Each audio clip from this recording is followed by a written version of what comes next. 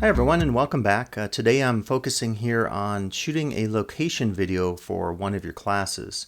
So whether you're teaching for ISSE in the summer or if you're teaching a new fall class, maybe in the art department or a science class, you probably know that in 2020, starting in March, we had to go into this virtual mode, and part of the challenge of going into that mode is trying to think of ways to make our classes more interactive with our students, leveraging and using video and other technologies like Labster and Proctorio in some ways to make the learning more meaningful for the students as well as for the faculty.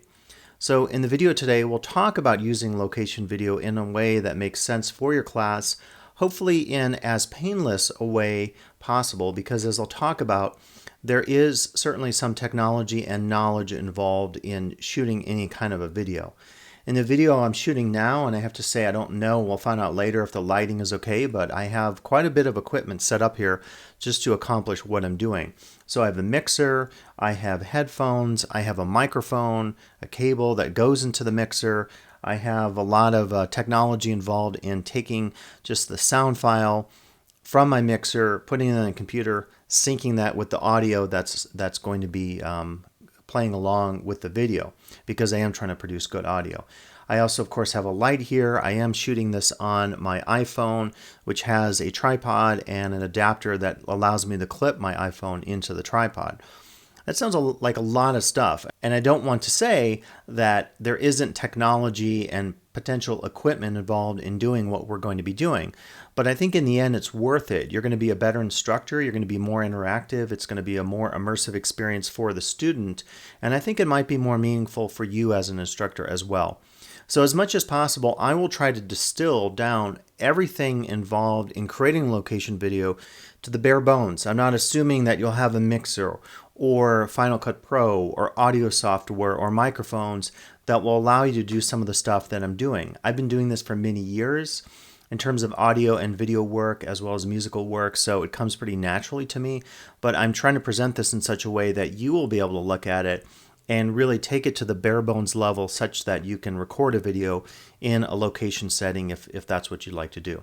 So right now, let me just jump to the computer here, and I'm going to take you through some things, and I'm also going to show you a video that I shot in my kitchen just to give you a sense of some of the issues that you might be facing if you're trying to also create a video in a location that maybe isn't next to your computer where you could use the webcam and so forth. All right, so in the video today, again, we'll talk about some best practices to approaching how you might create a location video. This is a video that, unlike, say, your Zoom or Canvas Studio class video, which you record directly on your computer, this is a video which is recorded on a video device such as a cell phone and then incorporated in your class in some way, probably in a module.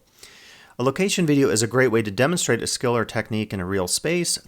That being said, it is an approach that requires some degree of technical knowledge and some minimum of technology or equipment to execute. Again, I'll try to talk about some ways to make that meaningful and easy for you, because I know that it is a challenge to learn new technology, to purchase equipment, and so forth. But we have to acknowledge that it's not going to be something you can necessarily do with just a cell phone sitting around in your house. Now, I wanted to mention that the creating a video will be, I think, very useful for you looking at your needs. So be sure to watch that, because I talk about getting started, all the basics of video, and then we break off into these 4 areas, including Canvas Studio. So the one I'm working you through today is this one called Location Video here. If you want the advanced techniques later, you can always go to these videos as well. But I do want to mention there are other videos out there that will supplement this location video today. Now, I think it's important to mention 3 issues that I really think relate to how you might accomplish this task that we're talking about today in terms of creating a location video. So that's the video quality, that's your time, resources, and ability, and pedagogical value. So as an example, in terms of pedagogical value, if you want to show, if you're Brian or Phyllis or others out there teaching art classes and you want to show hands-on working with 3D or 2D art, there's a real benefit to having this on video. If you just show still images, I don't think you're getting everything, because art is a process, as is, say, a culinary arts class, a science class, where you're working through steps and there's a fluidity and movement and process to those steps such that you can't necessarily just show a bunch of screenshots or still images. So pedagogical value is at the core of this, making it more immersive and meaningful to our students in terms of their learning. Now, time, resources, and ability is also key. As I mentioned with my studio here, I spend a lot of time doing this. I enter musical competitions. I do a lot with sound with these videos and music, so I love it, absolutely. But it's a huge investment of money and time, so I don't necessarily think that everyone out there is going to be investing at the level I'm investing. So I want to make it as meaningful to you in terms of your time, your resources, including buying equipment, and then also your ability, because to do editing in a computer program like Final Cut Pro, it could take a while just to learn those techniques. And then lastly is video quality, and I really do want to stress this one a lot. Now, I'm not expecting, or I don't think our students are expecting, that you're going to have the highest quality video. In fact, there's a lot of stuff that's shot on YouTube on handheld devices without stabilization, without even a tripod, that is either fine for what it's trying to do, or there's a sense of forgivingness in terms of the audience where they say, okay, we're not expecting you to be a professional cinematographer. We're not expecting you to be Steven Soderbergh when you're shooting this, so therefore we're going to be okay with a little shakiness with some audio issues and so forth. That being said, I've encountered a lot of videos, whether educational ones in Canvas or on YouTube, just tutorials, where the audio is really bad. And that's one area in particular where I think you could really benefit from some improvements in quality control issues. We'll talk about lighting as well. Lighting is a little more challenging, I would say, than working with the audio and getting that better. So think of those three issues as we go through this workshop today. So to get started, we'll focus on 6 areas that relate to a basic approach to creating and sharing a video location with your class. In order to accomplish this, I will take you through a video I shot in the kitchen. I'll do some voiceover just to show you some of the issues that might come up when you're also shooting a video like the one I'm shooting. So we'll take a look at that. Okay, so hi everyone. What I'm trying to show here is a situation where I might be recording something that is focused on capturing the action in a small space. So this is actually just working with a meal kit, a prepared meal kit, and strangely enough, I've actually done some review videos in the past, and actually part of this video will be part of a new review video of a company called Sunbasket. I've done quite a few of these on my YouTube channel. So this was kind of serving dual purposes, but what I'm trying to show here, and you're seeing actually my camera bounce a little bit as I'm just trying to set some stuff up, but one advantage of being able to edit something in post-production is any of those bounces. Like right now, I could completely take those out. I could do a cut, an edit at those points prior to and after the shaking, and then I immediately am able to avoid that shaky footage. So if you're shooting something from start to finish, anything like this, like some bumps if you hit your camera or your tripod, you'll have to just keep in your final version, and certainly that could be okay if it's not too distracting. So in this particular setup, I'll show you the light that I was using, and what I tried to do was concentrate the light on the subject here. I want to show a space that relates to what I'm trying to accomplish, which is to show someone a demonstration of a home cooking kit. So it's a fairly confined space. It's a couple feet wide by a couple feet in height, and so it's obviously a rather constrained space where I'm just trying to show something in a more close-up format. If I did a more wide angle, if I was moving around a kitchen space, I'd obviously want to think about how to capture everything that I'm shooting. And again, you're seeing my camera shaking, so certainly that's not a good maybe thing to include in a final video, but for the purposes of this, in which I'm doing a voiceover right now, I'm trying simply to show you how you might set up a space. Again, as I've said in some of my comments in this video, think about what your location is, think about how to define that frame. How large, how small is it? Will you need your camera on a angle on a tripod? If I had my tripod set up, for example, on the counter next to the stove, I would be capturing things in a much different way, and I have a chance of maybe bumping into it if I'm doing something on a cutting board like chopping vegetables or something like that. So it definitely is something to consider if you're shooting a video and you want to show something in specific clarity such that students can understand what you're doing. And in this particular case, in a home food cooking kit, I'm obviously not concerned about showing a lot of intricacy in terms of the knife work or something like that.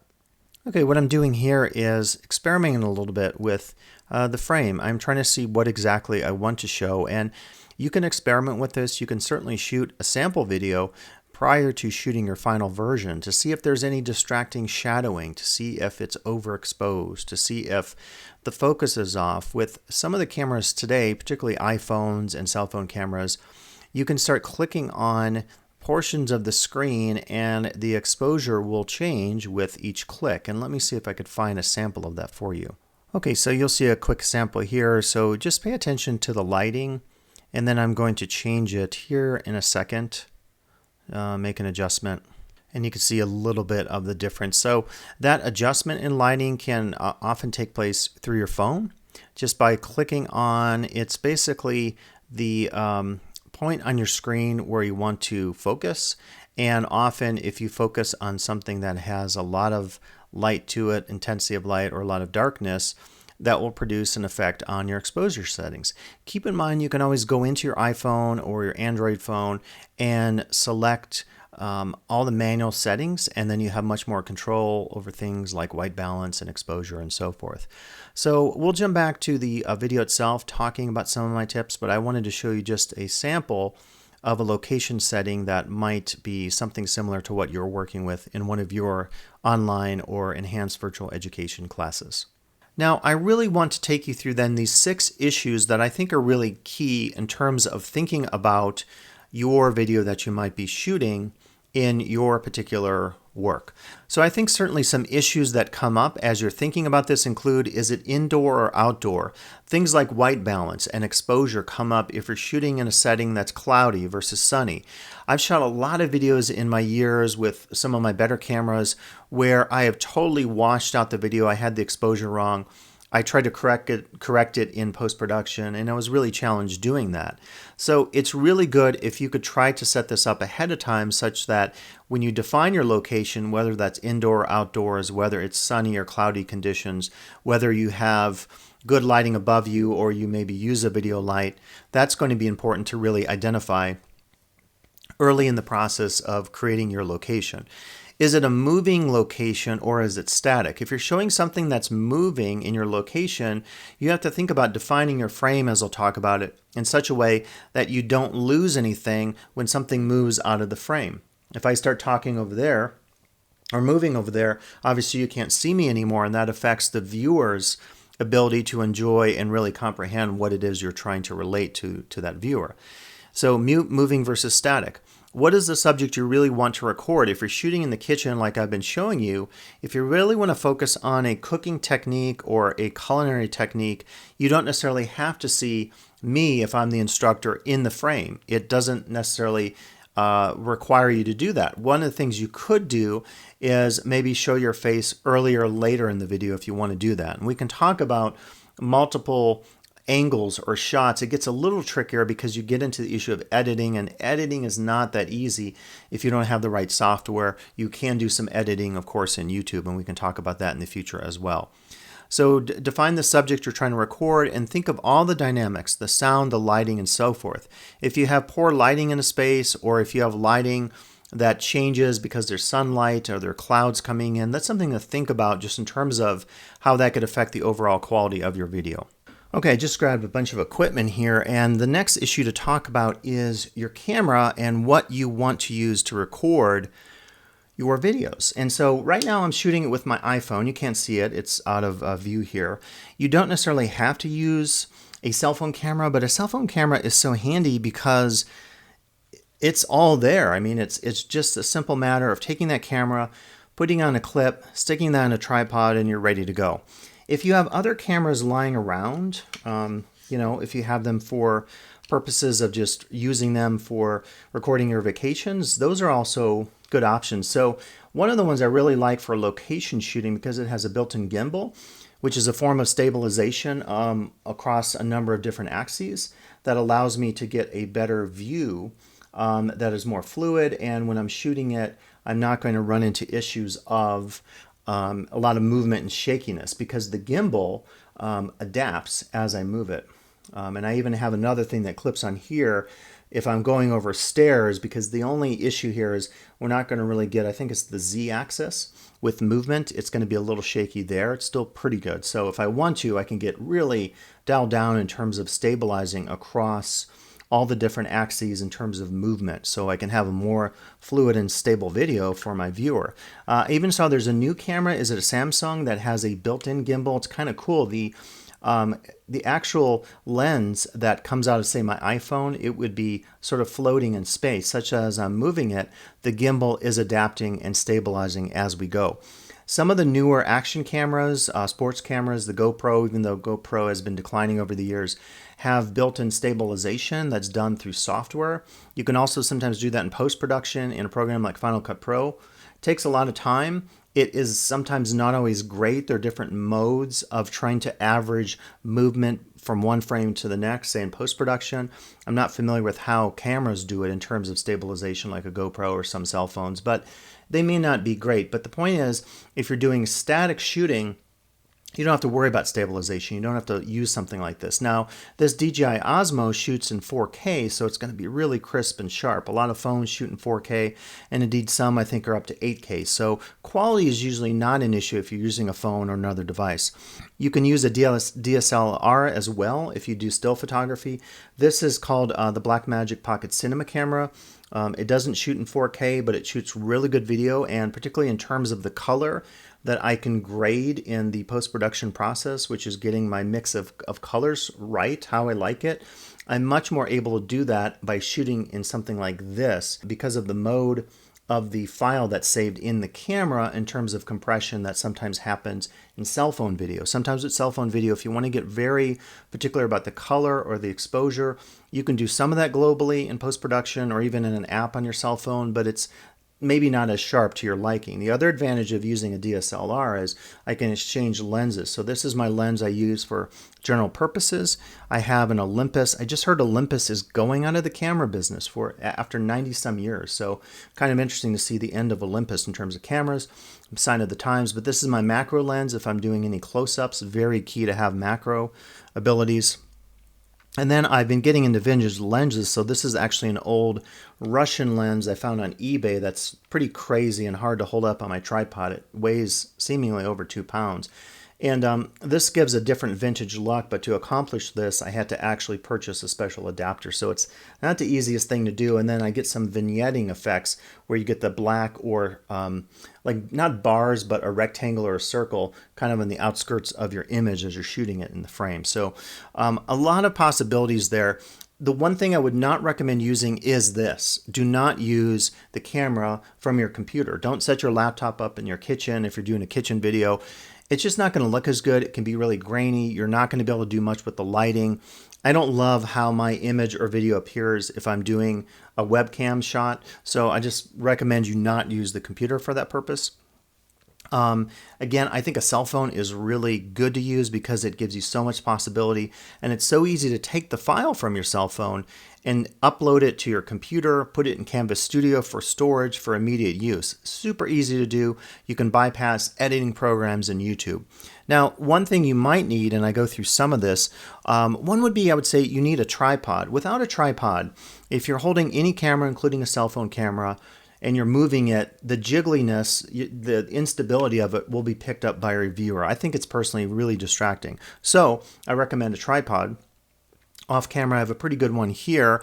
I showed online you can get one that is a $13.59, which is a smaller tripod. So if you get a smaller desk tripod, you could probably even hit the $7, maybe even $5 mark. So these are tripods that I got free or by buying something else and it came as a package. They're not great, but they do the job. So this one can go on a desktop and it's really handy. So you could put this in your kitchen, like with my kitchen video, and shoot exactly what you're doing. Depending on, you can't necessarily shoot from, like in my situation, you can't shoot from outside of or beyond the counter. It would have to be sitting on the counter unless I got a stand or something to put this on. So you get into some of that MacGyvering of things when you're trying to hook things up using clamps you might have in the garage, or laptop or tray tables to stabilize, or put, tripods to hold them, or whatever, even your cameras. So think about that as a possibility.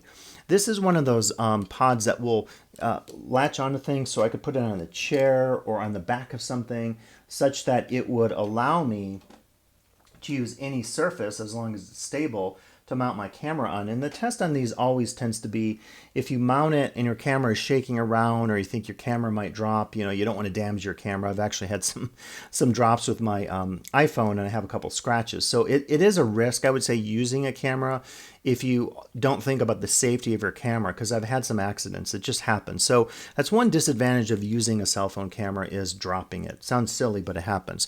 So these are certainly opportunities. You can get a basic tripod here on Amazon for $25.99. They all come with this particular adapter, and I made some notes here in my PowerPoint about the having the 1/4 inch screw. This is standard on every camera. Typically, there are some exceptions. So some cameras have this built in, so I could just screw it right onto my tripod with that 1/4 inch, and I am able to hold up my camera. Now, in the case of an iPhone, you will need a clip, and so I also include on here the fact that you should purchase one of these. It's a tripod mount, and a lot of these are universal for every cell phone. The one I have on here right now allows me pretty much to use any cell phone that's around this size. I have the iPhone 7 larger version. So I would definitely invest in that. That's going to be something you could put in your tripod. Now, some of these have that built in. So this deal here says limited time deal, $13.59, has a mini tripod, and it has the clip for the iPhone, the attachment for it, and then also looks like a remote that you could use to do selfies and stuff like that. So you can actually get a really good deal. You don't have to break the bank per se in getting these tripods. Just to talk about the issues, if you want to use like an iPad for your camera video, that would be certainly fine. You could get one of these, which is a version of the iPhone one that looks like this, but it works for an iPad. So that's also an option. There are so many different contraptions that I've picked up over the years just for different shooting situations. It's really endless in terms of the type of device or need out there once you start thinking about where you're mounting something. And then if you're using a monitor to monitor your video as you're shooting it, as I sometimes do with my high quality camera, that also means I need a way to attach the monitor to my tripod or to my camera. So it's a bit of, again, MacGyvering you get into when you start thinking about how to accomplish what you want to accomplish. You could even get into having a moving, this is actually a really cheap thing I've used in some of my ISP videos, and it just turns on. It charges via USB. I don't think there's any power now. No, it's dead. But I just attach the camera to the 1/4 inch thread here, and then it will move in a circle. It will move in a straight pathway, and then I can do some pretty good action shooting from like a different angle, a low angle. It helps to have stabilization for this purpose, because it is a little bouncy, even though it has rubber here for the wheels and a pretty smooth circumference for the device to track on. So I'm just saying, once you get into this world, it can be endless in terms of purchasing equipment. If you want to use a microphone stand as a tripod, if you have one sitting around, if you're a band person or something like that, very easily convert this into a tripod. You're going to take your 5/8 inch thread. So this is for typically any microphone. I don't have an example. This one here, there's a 5/8 inch thread here that I could attach to this microphone stand. But that's not going to help you for a tripod mount for a camera. But the good news is, on Amazon, as I believe I have included here in the PowerPoint on this slide, yep. So you can purchase this. You can get a 2-pack for, I think it's $5 or $6. And all you do is attach it to the 5/8 inch, and then it converts it. And so all of a sudden, you now have a 1/4 inch adapter, and then I can, if I want to right now, stick my camera on there. And particularly one of these boom microphone stands is good, because you can do a lot of work here with the arm. You can move it in different locations. You can move this up and down. I think microphone stands are really undervalued for shooting video, and they're just really useful in terms of the fluidity of being able to move them in different positions. As you can see here, you can pick one up for about $19, so it's not bad. You can get these adapters and you'll be good to go. And if you have any questions about adapters or purchasing stuff, if you want me to look at something you found on Amazon, I'd be more than happy to give you a recommendation, because again, I've been involved in this world for many years and have indeed purchased a lot of this equipment, as you might be doing as well. And I fully realize that some of this gets pretty technical, thinking about gear and stuff. So again, in this video, I want to focus on the realities of doing some of this work, but also saying you don't have to go overboard and buy everything. I really think you can accomplish what you're doing with probably purchasing 3 pieces of equipment, I would say. I'm assuming you already have your cell phone camera. So that's 1, that's checked off the list. 2 would be the tripod or microphone stand. 3 would be a clip, just to make sure that you can take your phone, whatever Samsung or iPhone you have, and make sure it fits and stick that on your tripod. So that's the second purchase. The third I'll talk about in a second with sound. That will be a microphone, and there's an easy way to accomplish that on an iPhone or an Android phone. But right now, let's talk about understanding frame. So by frame, I'm simply talking about the setup of your shot. So in this shot, I have a particular frame, and I'm trying to maybe get my mixer in here, my computer, and I thought about the lighting a little bit, so I know I'm going to be confined here. If I was shooting more in my musical side of the office here, I would have a much wider angle. I would put the camera somewhere else, and I'd have to think about deliberately beforehand how to frame that shot. Any of you who are experts in still photography, you do this daily. If you're videographers, you do this as well. You think about what you're trying to shoot. The only challenge is if you're not doing anything in post-production, there's a lot I can do in cropping a shot or trimming a shot in post-production.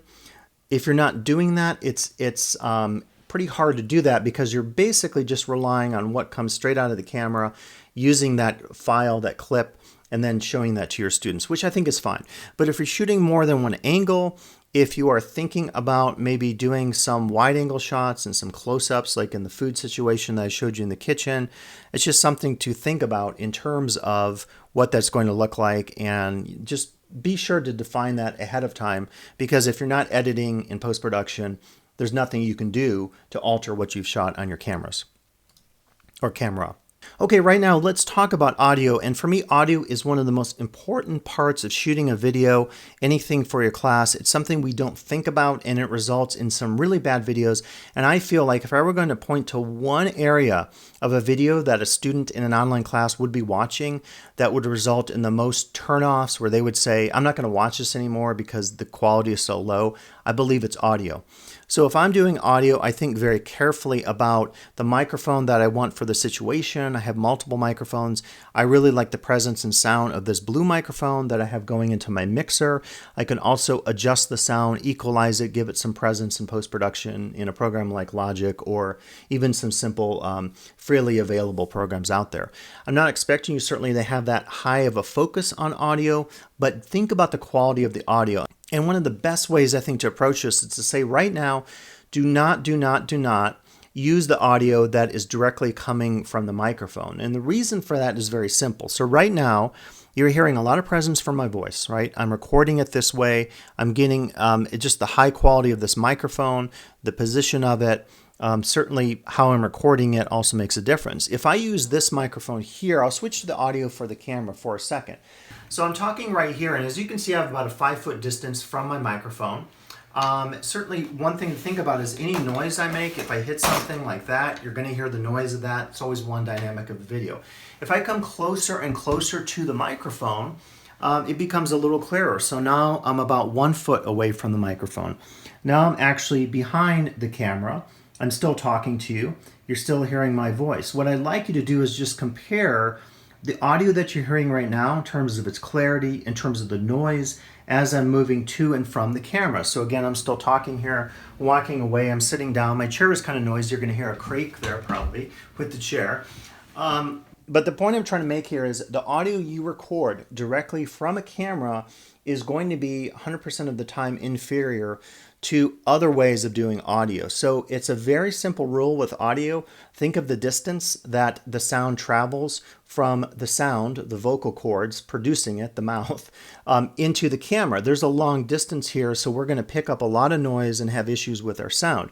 So how do we reduce the distance? Well, one way is to do a recording like I'm doing and then syncing my video and audio in post-production. It's actually super easy to do. If you ever want to work on that, I'd love to have a tutorial with you.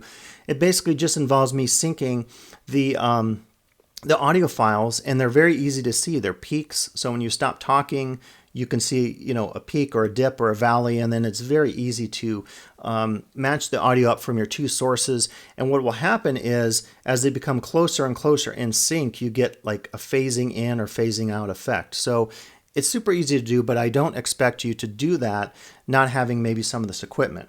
If you had an audio recorder like a Tascam, it would be also a good option. Again, you will then have to sync this audio with your video on your phone. So because it adds that syncing issue, I'm not recommending using an audio recorder like a Tascam or a Blue microphone, or I have a really good desktop USB microphone, a Blue, that if you want to do like podcasts or just use it for webcasts and not do location video, this microphone is really stellar. And I think our board purchased one of these recently for some of their recordings.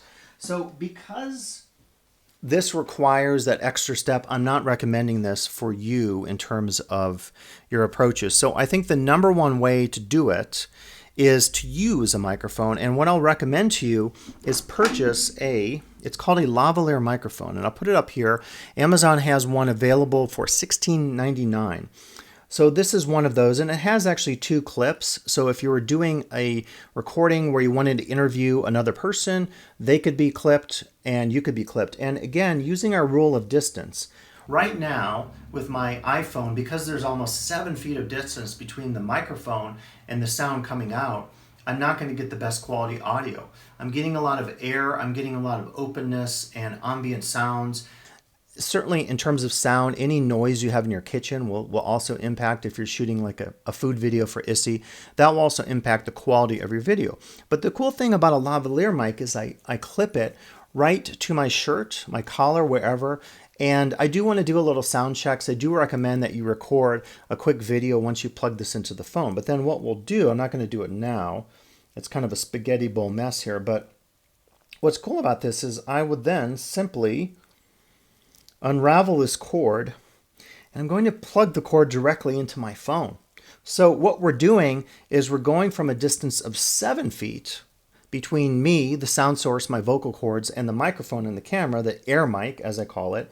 We're going from that to a couple of inches, because all of this sound, the data, the information is being carried through this wire into your phone. So for all practical purposes, it's, like me standing next to the camera, and I would argue it's a better quality audio than even if you were standing right next to the camera using that, although I've done that in the past for some location shots in some of my work. But this is really, I think, your ticket to the best quality audio. Now, a couple things to recommend here is you want to look at your audio plugs. If you buy one of these, you'll sometimes see, it's going to be hard to make out on the camera, but you're going to see 1, 2, 3 black lines.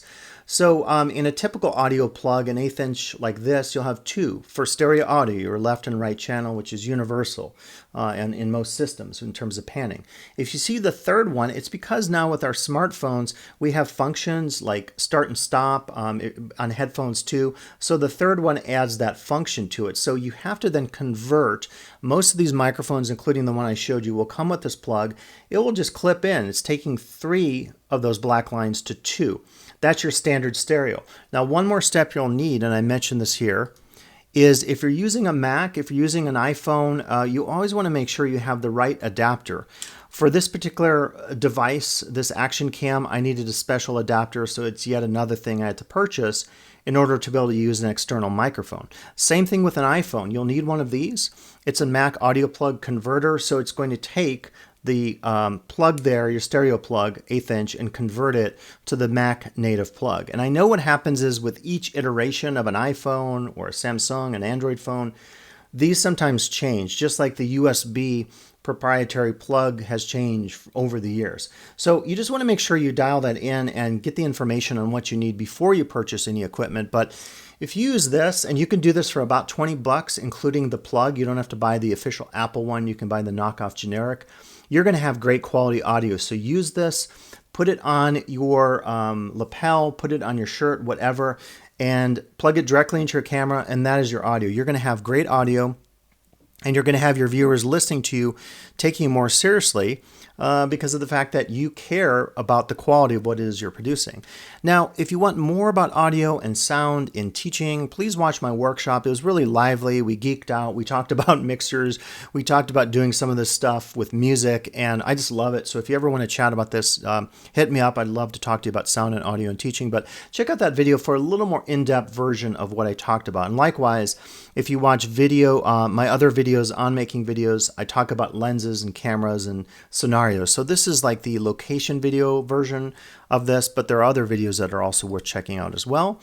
Think about lighting. Lighting is one of those things I have to admit today as I'm shooting this, I'm going to see what this looks like. It feels really bright to me right now, but this is a pretty cool light I picked up.